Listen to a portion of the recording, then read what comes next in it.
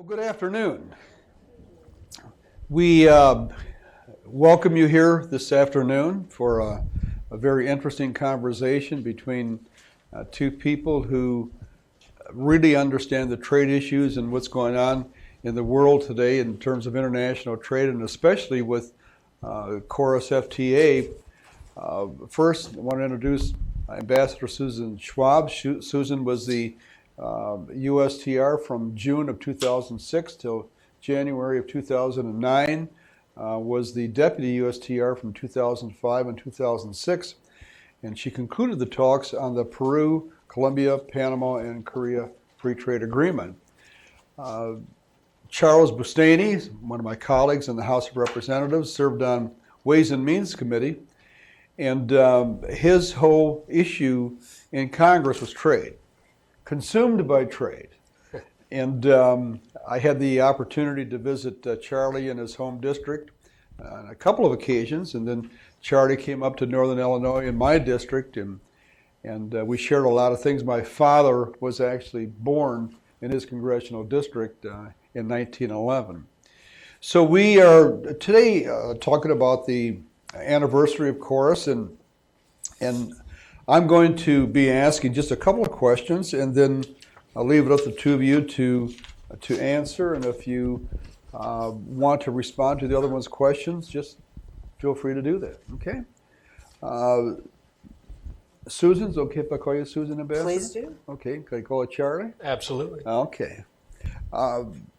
In late 2007, the ITC, Susan, came out with a report and an analysis of KORUS FTA. And these were your remarks. We welcome the ITC's finding that the U.S. Korea Free Trade Agreement will expand U.S. exports and U.S. GDP. The ITC's independent and comprehensive analysis reinforces the fact that KORUS FTA is the most commercially significant free trade agreement the U.S. has ever concluded in 15 years, and that Congress should act to approve it. This agreement to open up trade with Korea, the world's 10th largest economy, will support thousands of American jobs and higher American incomes.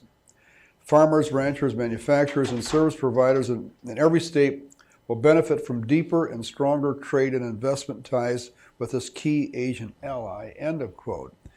And so when the U.S. began FTA talks with South Korea, what made it such an attractive partner, and what were your expectations at that time? There is, I should note for the record, there is something nerve-wracking about being quoted back to yourself. Yeah, but I gave you the quote in advance. Agreement. Right. That's right, about a trade agreement. You're right, you did give me the quote in advance about a trade agreement that you negotiated 10 years ago, more than 10 years ago. And I think there was, and I would stand by everything that I said at the time. We were very optimistic, very hopeful. We were talking about our 10th, respectively, 10th, 11th largest economy. It was the biggest trade agreement that the United States had negotiated since Nafta, still is. Yeah. The largest trade agreement that we concluded since Nafta.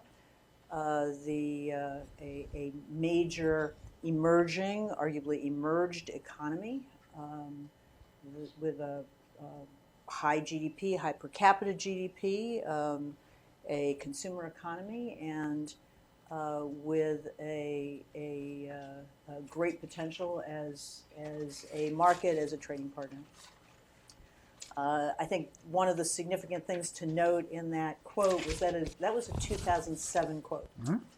when we were trying to get the agreement through the Congress in 2007, and it was blocked.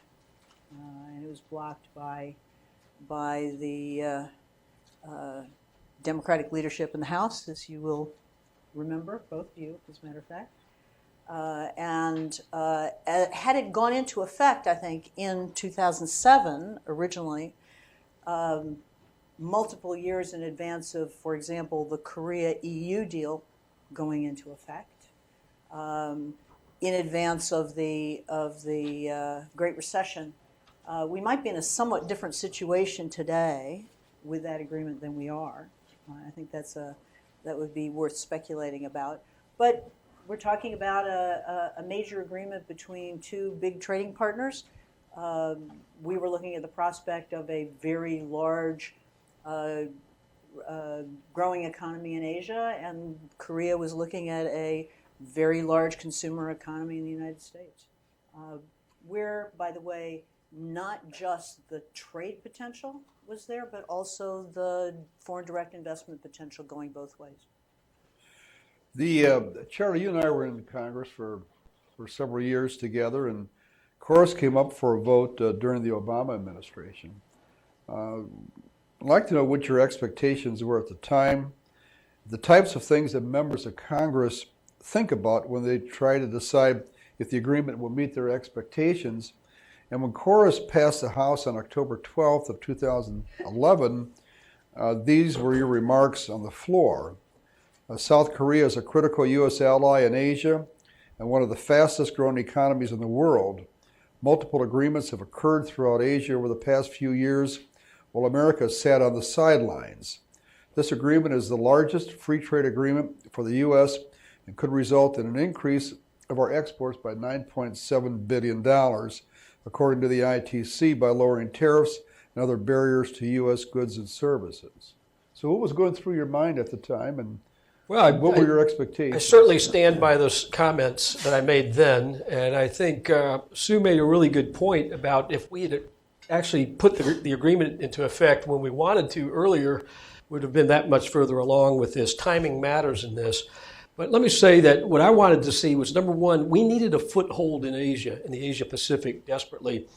I remember having a conversation with Kurt Campbell in April of 2009, shortly after President Obama took office.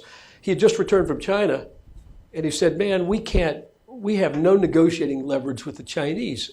So I followed up with a question. I said, what do we need to do? And he said, we need to pass the Korean Free Trade Agreement. It gets us a foothold. And so, I mean, to me, this was important. We were seeing a lot of activity in Asia. We needed to get that foothold. We needed to expand our footprint economically in Asia. And this agreement, which was going to knock down barriers, non-tariff barriers, lower tariffs, open markets, give us more reciprocal access into the Korean market, was critical in my mind. I think most members of Congress, as they looked at this, were also viewing it through their own, the prisms of their own districts. They have certain industries, whether it's agricultural-based or auto-based or so forth. They wanted market access, and that's why many Republicans were vehemently in support of the Korean Free Trade Agreement. Now, in your district, you have oil and gas, right? Heavy manufacturing, agriculture, and give us a little insight as to who comes in your office, what goes through your mind, and how you use the word representative, right? Because you represented 700,000 people. At the same time, you're an American, right? And you represent the entire country. How do you balance those, or do you? That can be difficult, especially in today's age with Facebook and social media. You're under constant scrutiny, and that's one of the problems now in Congress. I think members don't have a whole lot of space to work without being under, the harsh lights of social media and the sometimes uninformed scrutiny that comes about as a result. But with trade agreements, you're going to hear from different aspects of your district. The oil and gas sector, for instance, was very keen on the idea of LNG exports. This whole activity began in my district, and so I was very attuned to it. But we also thought that being able to sell oil exports would be a good thing in addition to gas exports to help the demand in Asia. This would be a great way to further consolidate our trade relationship. Agriculture is always very contentious. Rice was excluded from the Korean agreement. I got a lot of grief from rice farmers, but I explained to them that in the long run, we're going to be better off. This is going to help grow the economy.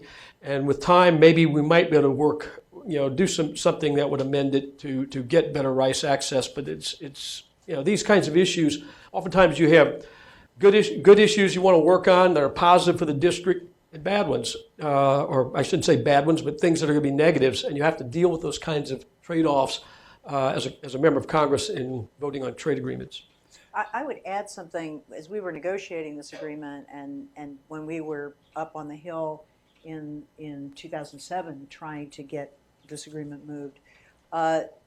We had a bipartisan group supporting it. We had quite a number of Democrats, and ultimately the vote was a bipartisan It's one of the high vote. water marks. We kept trying to explain to the incoming Obama administration in 2008 that there was in fact Democratic support. Unfortunately, President Obama, his folks were in opposition to KORUS at that point, and the other trade agreements, legacy trade agreements that were pending.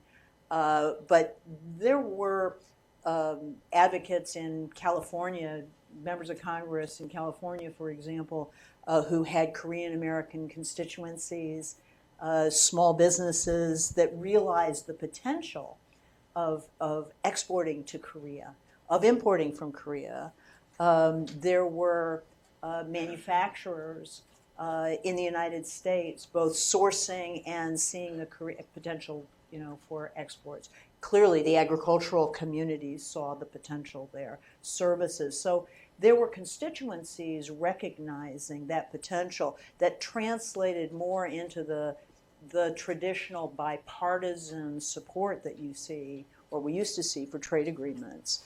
That's especially true with agriculture. And I know when you were negotiating this, we were locked out with regard to beef going into the Korean market. And the agreement helped open that door. I spent more time negotiating on beef than any other single commodity the entire time I was in government. And in the KORUS negotiations, I personally spent more time on that issue than any other single issue. Well, I want to thank you because, in full disclosure, I raised beef cattle on my farm back in Illinois. But when you take a look at the impact on agriculture, the tremendous explosion in agricultural products to Korea, $1.1 billion worth of beef. Korea actually consumes 2% of our total beef production in the United States, and of course lobsters and cherries and cheese. We displaced Japan, I believe, now with regard to market share in Korea for beef. But that gets you to a very important point about this particular agreement and the direction of trade and trade agreements in general. One may, if you look at the bilateral regional drift of trade negotiations as the stalling out of the multilateral negotiating scene has taken place with Doha stalling out, countries or commodities, products like agriculture, where you don't see supply chains where manufacturing can transplant, and, major multinationals can sort of put a plant in a foreign country. You don't see that with small companies or agricultural commodities, where you have the world being carved up into bilateral and regional deals.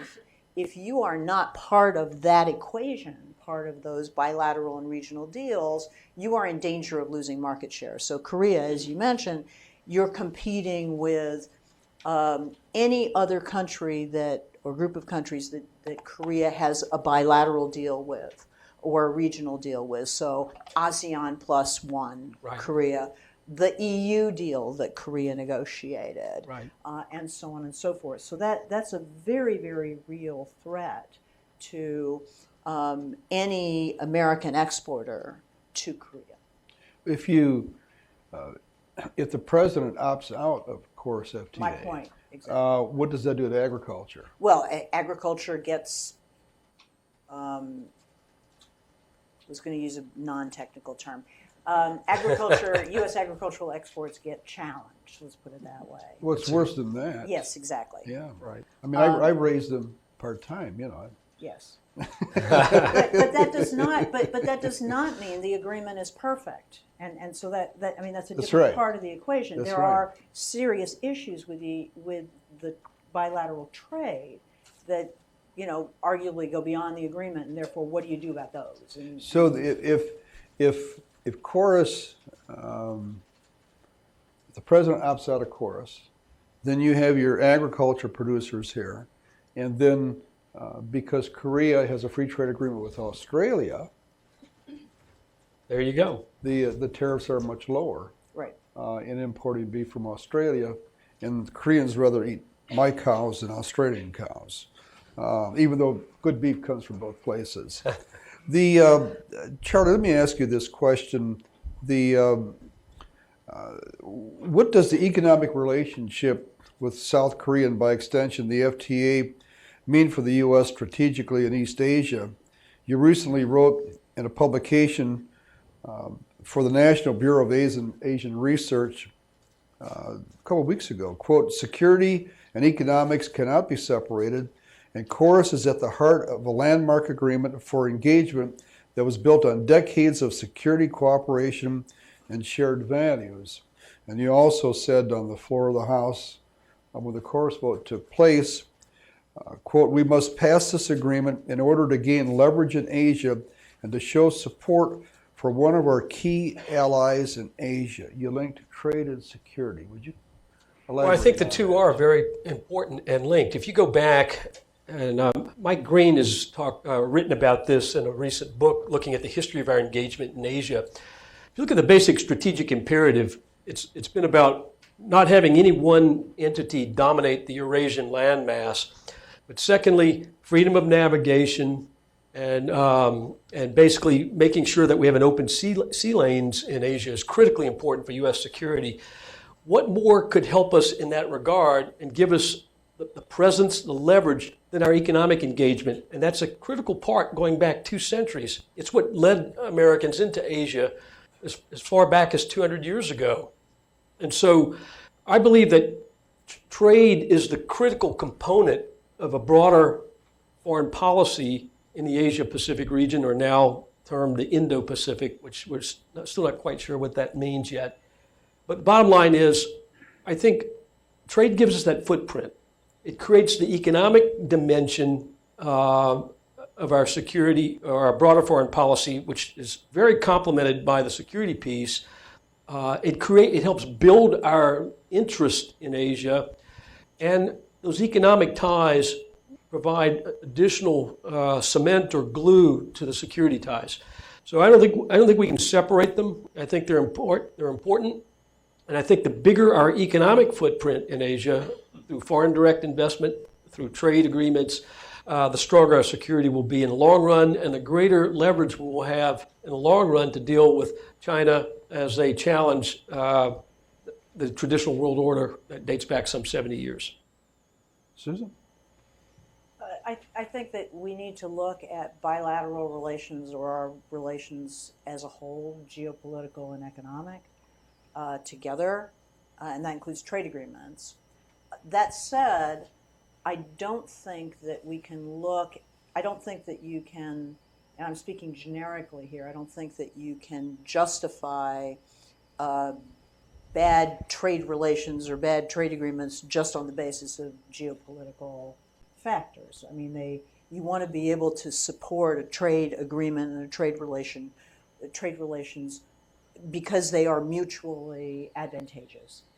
Because I don't think you can get the support of the American people for trade if the American people think that you're just sustaining it because of geopolitical reasons. I mean, there's a reason why in 1962 the Congress insisted that the USTR be taken out of the State Department and put into the White House. So as all views, commercial, the commerce views, the agricultural department views, other views were taken into account, not just diplomatic, not just the diplomatic equation. So I think it is part of a whole. Right.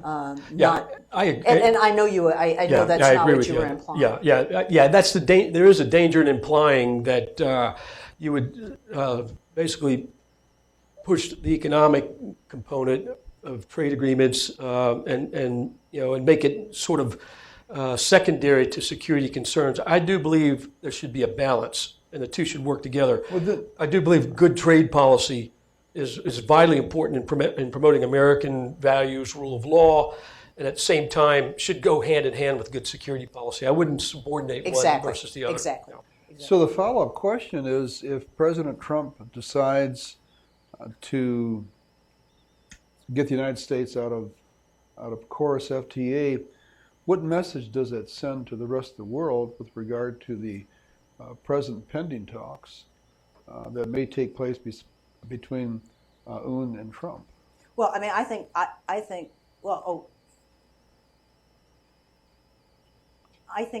so what I would say is, you're talking about North Korea. That's correct.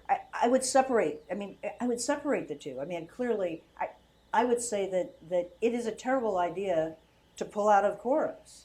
On the other hand, it is important that KORUS function properly, and that the administration's conversation that's going on with South Korea in terms of making sure that the Korea-U.S. trade relationship is working the way it should be working, and that issues associated with the bilateral trade relationship, which everyone can read about in the annual National Trade Estimate Report, concerns articulated in the president's trade agenda that was just issued a few weeks ago out of USTR, that those issues are being addressed. And I think that is and should be separate and apart from what is going on in the geopolitics, and that it is a mistake, whether it's for geopolitical reasons or for economic reasons and trade policy reasons, to be contemplating pulling out of KORUS. It's not in the U.S. interest. So if Kim Jong-un is talking to President Trump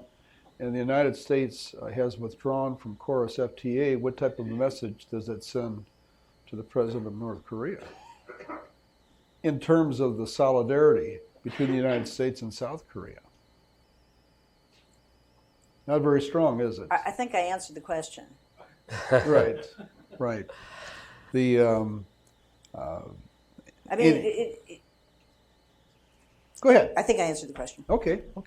I don't know. No, I mean, I don't think we want to. Well, I think it would be a dreadful mistake to pull out of KORUS. It sends the wrong message. Absolutely, and It says you're going to shoot yourself in the foot. On the other hand, where there are trade policy issues, where there are trade issues with Korea, Right. they have to be addressed. Right. Here's the concern I Right. have. I do not think that the government of Korea, that Blue House or MOTI or the Ministry of Agriculture or KFTC or the Korean Customs Service or those agencies in Korea where there are issues associated, where there are trade policy issues, should think that just because we are lockstep with South Korea when it comes to North Korea, that's a get out of jail free card Okay. on trade policy issues. Good. Okay. Right? yeah, I think Absolutely. Does that make sense? I think Yeah. what Susan's saying is that you want to It's not- negotiate the best possible deal, and if there are problems with the deal, you want to fix those problems. Trade's a very technical subject, and you can go very deep into the weeds, and that's what good negotiators do. And it's also good for the bilateral relationship Yes. between Korea and the U.S. Thank you for elaborating on that answer. Sorry. It's very important. You both did very well on that. I appreciate that. Susan, the trade deficit has become an important metric in the discussion of KORUS FTA. After it came into effect, the U.S. goods trade deficit began to grow and rose to $28 billion in 2015. Over the last 2 years, it's begun to drop with the goods deficit falling to $22 billion and the overall deficit to just over $10 billion. What should we take from these shifts in the trade deficit, or are they even important?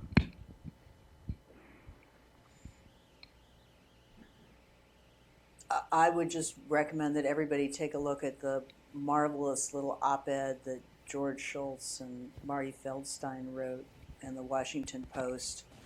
I think it was entitled "Everything You Need to Know About the Trade Deficit." It's 70-some words long, and the short version is learn macroeconomics. Trade deficits don't derive from trade policies and trade agreements, come from macroeconomic policies. You agree with that, Charlie? I did, and I agree with it. I Okay. fully agree. Okay. During the negotiations, but it is significant that the trade deficit has been narrowing.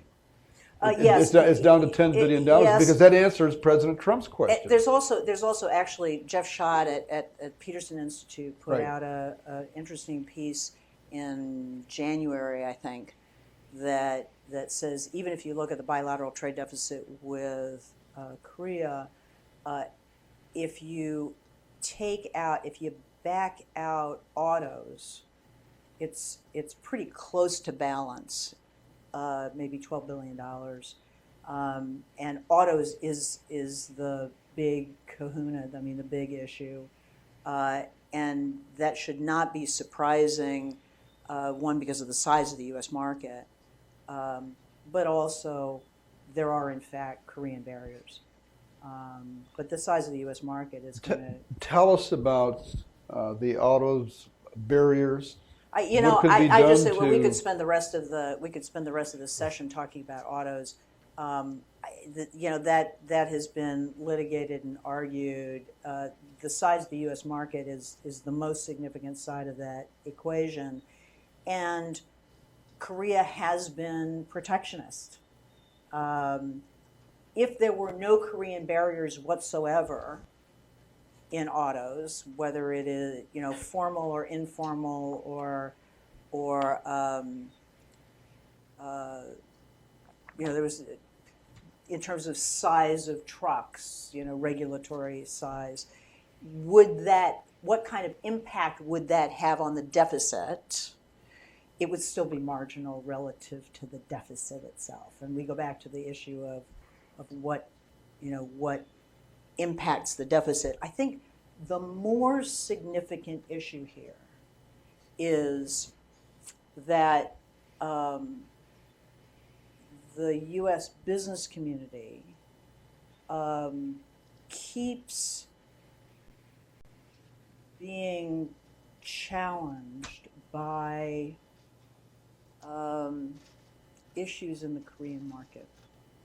And so, unlike in the case of Nafta, where there is this overwhelming chorus, pun not intended, of U.S. interests coming into into Congress, coming to the White House, saying this is overwhelmingly in U.S. interests, whether it's importers or exporters. In the case of KORUS, the Korea-U.S.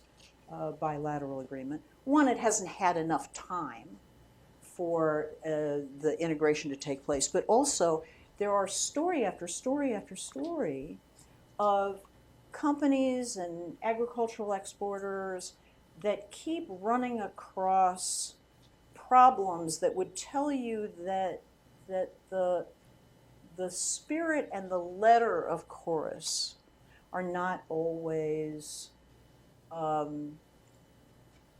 consistently implemented. And I do not believe, in fact, I firmly believe that this is not a national government policy. I think that in my experience, and I can give you specific examples. On the Korean side? On the Korean side, I think what you see is overzealous regulators, economic nationalists. There's corruption. There's revenue. In the case of, say, the Customs Service, there are serious issues. I mean, again, take a look at the National Trade Estimate report that USTR puts out in terms of origin verification. That's been a serious issue. KFTC, in terms of its application of anti-monopoly laws, gosh gee whiz, they seem to apply far more often to foreign firms. There's a little company, medium-sized company that the law firm that I advise has an issue that they've run into with the Rural Development Administration, part of the Ministry of Agriculture. I mean, this is a problem consistently in SPS sanitary, phytosanitary issues, SPS, agriculture, as you know, happens on and off. In this particular case, medium-sized firm by the name of AgroFresh, they produce a product that helps Korean farmers keep pears and apples fresh and safe for much longer.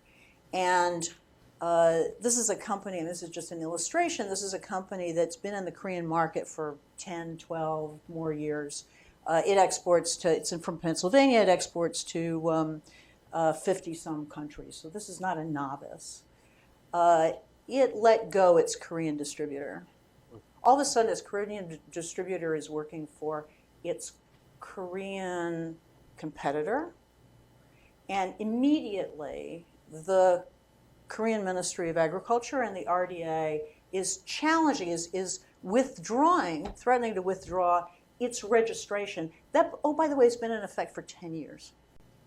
Is the present framework of KORUS able to resolve these issues? And or is that something else that should be part well, of and the this, negotiations? this is the point. There are examples, and these aren't KORUS examples. This is the point. This is application, implementation, attitude. You see it in financial services and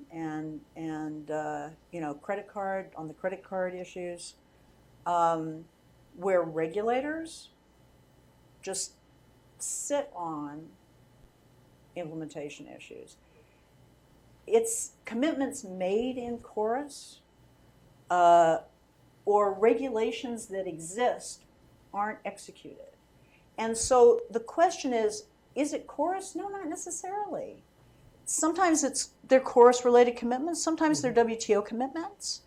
But there are bureaucrats in the system who just don't implement them. So again, I don't think this is a national government bias, anti-US, anti-trade attitude, but I think there has to be maybe someone in Blue House who kicks you-know-what and takes names and makes sure that implementation, the spirit of as well as the letter of Korea's trade commitments takes place.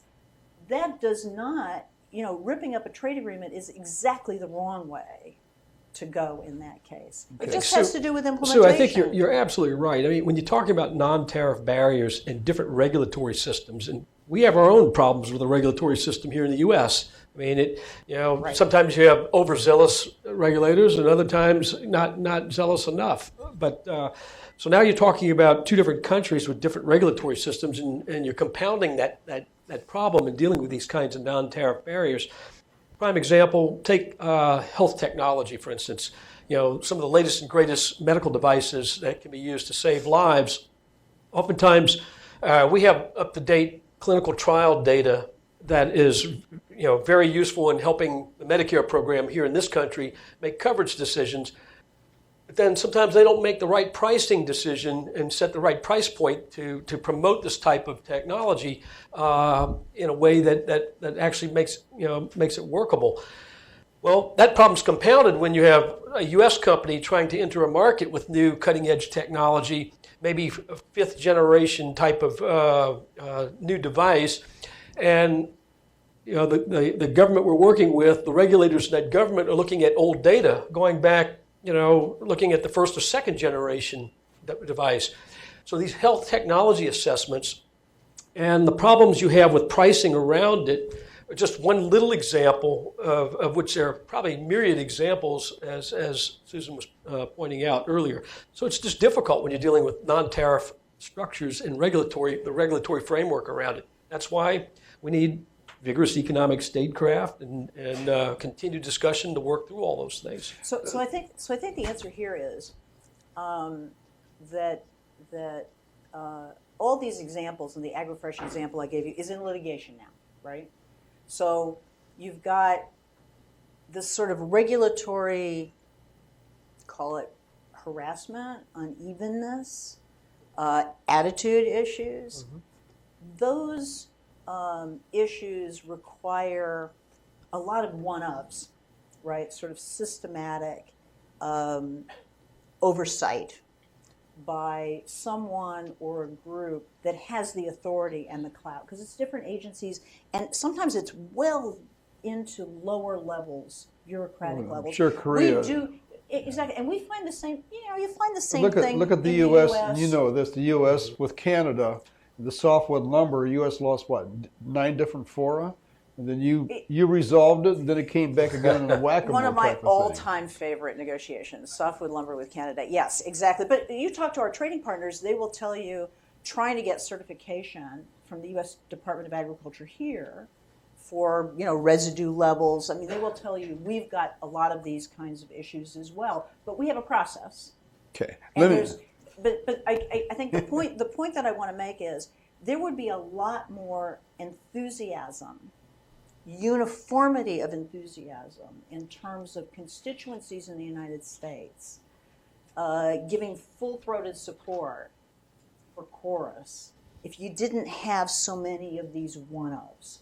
And I guess that's sort of the fundamental point in terms of the politics and the economics. How much impact would that have on the trade deficit? I'm not sure. I think it would be quite limited. On the trade politics, I think it could be pretty dramatic. Right. And, better market access. Let me ask one more question, then we'll open it up for some questions and answers. I want to go to steel. And the impact of President Trump's imposition of 25% tariffs, it applies to Korean steel as of at this point. How does that impact KORUS FTA, or does it? Well, I think it's having an impact on everybody we deal with. I think this Section 232 approach, invoking national security as a reason for imposing tariffs, is a terrible idea. It could have significant repercussions affecting the trading system that we don't know where this could end up, but I have a feeling if it's followed out to conclusion, it will end up very badly. Keep in mind that under, I think it's Article 21 of GATT, and now within WTO, the WTO framework, a country is allowed to invoke national security, but there's sort of an agreement that you don't do that for frivolous reasons, and you don't do it for economic protectionism reasons. It's got to be a real national security. Well, plus it's non-adjudicatory. It's one side without. It's one side. It's a unilateral declaration, and That's so what does the WTO do with this? And I think it puts WTO in a very difficult position, because if they rule on it, then that creates some breakdown. And if they don't, and there are retaliations using the same type of national security determinations by other countries, that also leads to a breakdown in the global trading system. I just think this is a terrible idea. And then finally, the impact it's having on all of our trading allies, I think, is negative. And to think that you're going to gain leverage in whatever negotiations by doing this, I think is a mistaken approach. That's for another program. We're going to have you both talk about 16 hours on that. Susan, if you were at the USTR now, given your experience with KORUS FTA, what areas would you focus on during the renegotiations? I think I've actually You talked about sort of it. answered that question. Okay. Yeah, I mean, I think I would go after some of the areas where there are agreements, where the implementation is being stymied by lower levels in implementation in terms of the spirit and the letter. I think that's where I would go after first. Okay. And then finally, unlike NAFTA, The other thing I would say is where there are those issues. I mean, those issues have been well cataloged. I think that there would be a whole lot of benefit from resolving those outstanding issues and being able just to say, this is taken care of, this is taken care of, this is taken care of, this is taken care of. Because there's some of these that have been hanging out there for some years. I mean, we're not just talking about this year's problems, we're talking about multiple years. And I think there'd be a big gain. And there may be some on this coming this way as well that could be resolved. I had a question on NAFTA, but I want to withhold that so we can open it up for questions from the audience. And then if we have no questions, I'll ask that question. Who's got the second question? Because no one wants to be first. And we have a microphone that's traveling here. Anybody raise their hands here? Oh, here we are. Why don't you identify yourself and ask the question? Hold it real close to your. There you go. Doug Palmer with Politico.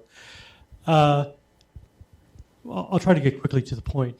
I mean, when the idea of pulling out of KORUS first came up, it was during the campaign, and President Trump was saying it was a terrible agreement. And you sort of wondered if he really knew why he thought it was a terrible agreement.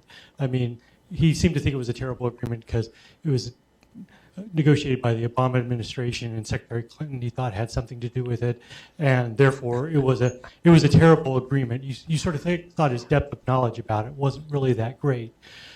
But you guys are saying that there's real problems with the agreement, and it needs to be, if not renegotiated, fixed somehow.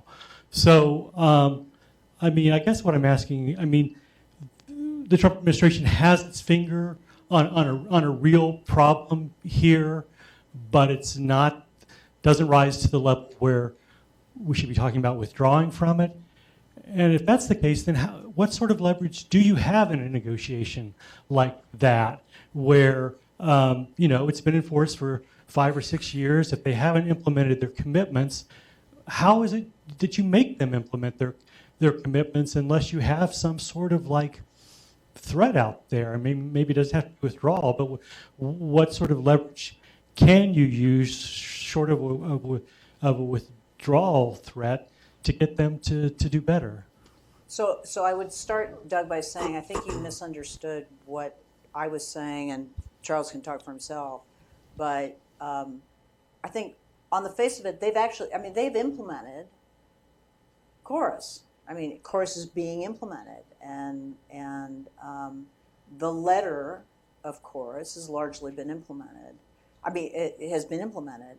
I think the spirit, in some cases, and here we're talking specific, isolated cases, there are issues.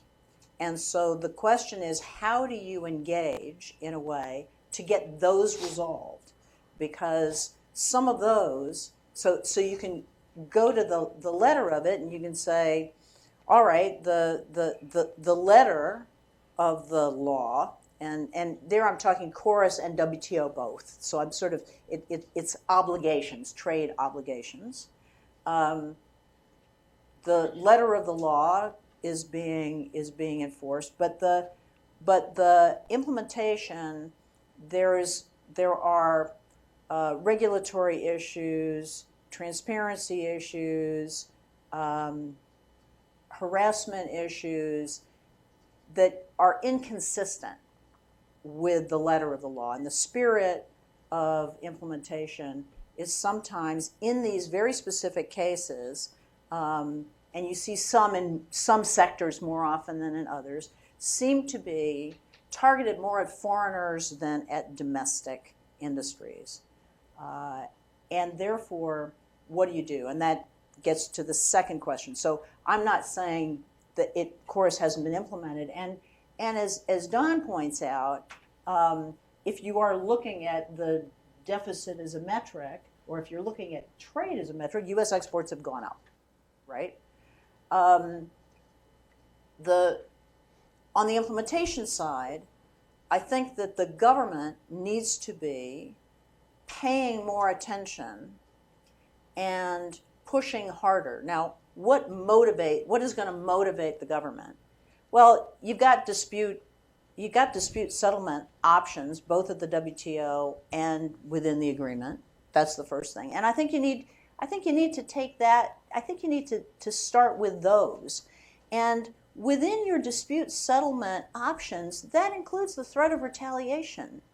And I personally think that this administration is correct to be looking at actively using WTO consistent and trade agreement consistent dispute settlement, and including retaliation. There is a reason that those laws exist and the reason that you have the option of retaliation. There should be a cost associated with countries not implementing, including in the spirit, because you can, if you look, you're familiar with. That's for all countries. Well, I'm talking about all countries. That includes China.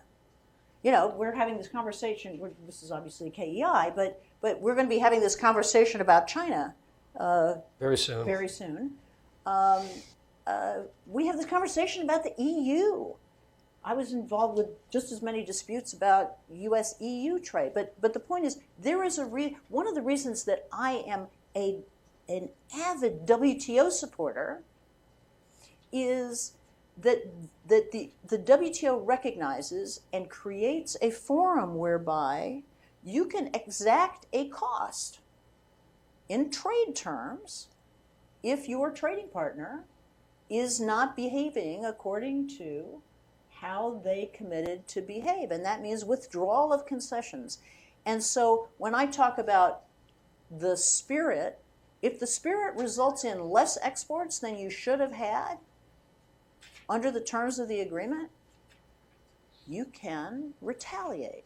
Now, that's one of the reasons why having the agreement in place is a good thing, and being a member of the WTO is a good thing, and having KORUS in place is a good thing. Let's take another question. I'm sorry, did that make sense? Let me just add one thing, too. I agree with everything Sue just laid out, and I think it's important to understand in our dialogue, first of all, you don't scrap KORUS. I agree. KORUS is the right framework. We've got problems within it. I think ongoing dialogue should consist of pinpointing why these problems have arisen. If it's at two lower levels in two different agencies where they can't agree and everything's blocked up, then let's go to a higher authority in the government and say, you got to work this out. But I think we need to catalog why these things are happening and tailor the approaches to, if it's a corrupt individual, then yeah, you got to deal with that. If it's two different agencies that can't agree, then force a decision. And I think use the framework of the agreement, use the dispute settlement to get to the bottom of all this. But I think you have to use a graduated approach to dealing with this. But the fact is, you got to do it, and you got to do it consistently. And too many times these issues get slow walked. That's right. And this is one of the frustrations that you hear, I would argue, from the administration. What you're hearing, and from the business community, is our issue has been in dialogue for 1 year, 2 years, 5 years, and it's still not resolved. That's called slow walking. I'm sorry.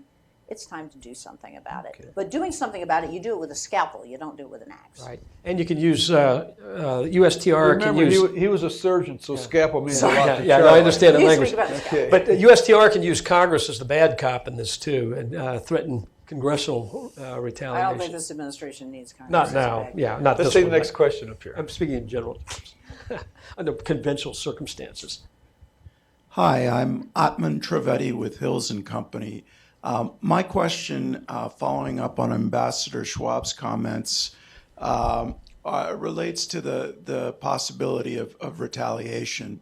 And I heard you speak about it more in the WTO context. I'm interested in your thoughts on how, if at all, the Section 301 authority might apply in this context. Thanks. You want me to take that? And what? You can take it, and then I'll see if why don't you start, and I'll follow up. Okay. I think taking unilateral action under 301 is actually going to create more problems than it will solve.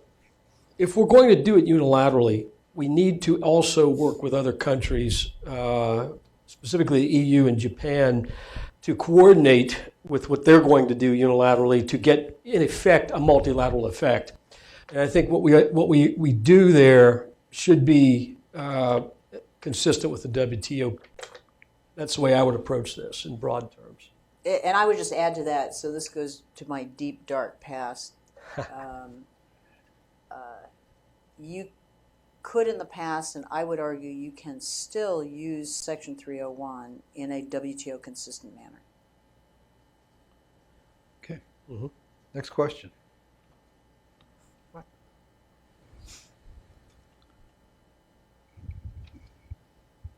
Hello, hi, my name is Gina Hong. I'm from the U.S. Chamber of Commerce. As you were talking about implementation, I thought about the Korean FTA with the EU, which, as I understand, is almost identical to the KORUS FTA. If anything, the KORUS is actually more favorable. But we don't hear the EU countries clamoring for a renegotiation or threaten to withdraw. Why the difference in, I guess, the reaction to the implementation? And is the U.S. government working closely with the Europeans about resolving these implementation issues? I don't know the answer to the second part. On the first part, the EU-Korea agreement, this is a sore subject, because our Congress stalled and refused to pass our agreement. The EU was able to look at our agreement, make the modifications they wanted in the agreement that made it more favorable to the EU. They negotiated their deal, and their deal went into effect, before ours did, which put them at a competitive advantage. Then you look at the macroeconomic factors, and the macroeconomic factors, after both agreements went into effect, favored the EU because the EU had a terrible recession. Now, I'm not sure I would want to volunteer for those macroeconomic factors, but they had a terrible recession, and as a result, their balance of trade, with bilateral balance of trade with Korea, ended up looking more favorable than our bilateral balance of trade with Korea in the immediate aftermath. If you think about what happened 2011, 2012, right? Or in the immediate aftermath. So it looks like the EU-Korea deal was a better deal than the U.S. Korea deal. They're actually quite similar, and so that's one factor. It's also a different product mix, very different product mix.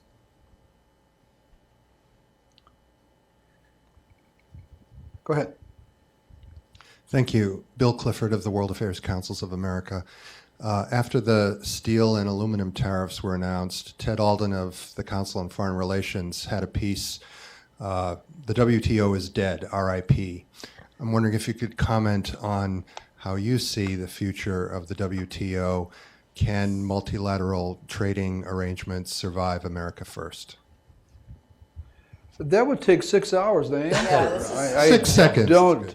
I'm looking at the clock. well, yeah. The clock. Yeah, Ted's analysis was interesting. I also read it, and the WTO was clearly under stress given the U.S. position at this time, and I think Ted was also referring to the fact that March 8th was the date that the tariffs were announced, but also the date that the Comprehensive and Progressive Partnership for the Trans-Pacific was announced as well, with us out of that agreement. So he was looking at sort of the totality of what we're doing right now, and how does that affect, and then of course USTR's current actions and delaying, movement on the appellate court and so forth. So is this an attempt to just really erode the WTO influence and move the administration to purely bilateral agreements where they can kind of bully these countries and then ultimately try to pull supply chains back to the U.S.? Tall task. I don't think it's going to be very successful, but I think that's what Ted was sort of kind of alluding to in that piece. At least that was my read on it. I think the WTO is as necessary as ever, I agree. but it's definitely under stress. Next question. Let me ask this question about NAFTA. Then that'll be the last question. Okay. All right. Unlike NAFTA negotiations, a Trump administration decided to proceed with talks on modifying KORUS without invoking trade promotion authority. Do you think this keeps Congress out of the loop in terms of the KORUS talks? And what kind of agreement can be reached without TPA? Right. Well, I think my sense is Ambassador Lighthizer was frustrated with the constraints imposed by Trade Promotion Authority as it applies to renegotiation of NAFTA. And so they made a decision to try to do something more expeditiously with KORUS. I have deep concerns about this coming from the legislative branch, and given Article 1 in the Constitution that basically gives Congress broad jurisdiction over trade policy. But I also firmly believe in the way we have constructed things under Trade Promotion Authority, whereby we approve or appoint or at least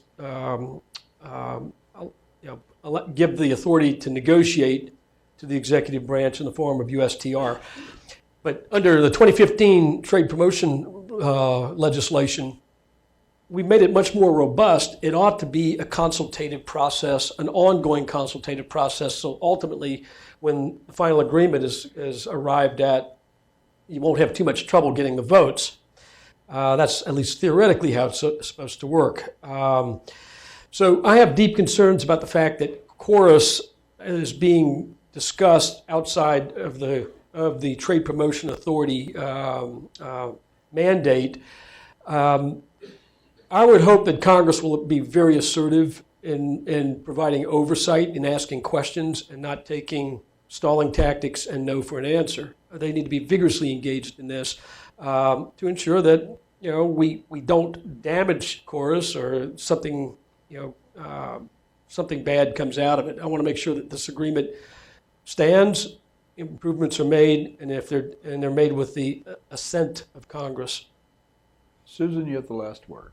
I think Congress needs to be very much involved. I think USTR understands that Congress needs to be very much kept in the loop. Well, we want to thank the both of you for stopping by this afternoon and a very interesting conversation about KORUS, and let's show them how much we appreciate their participation.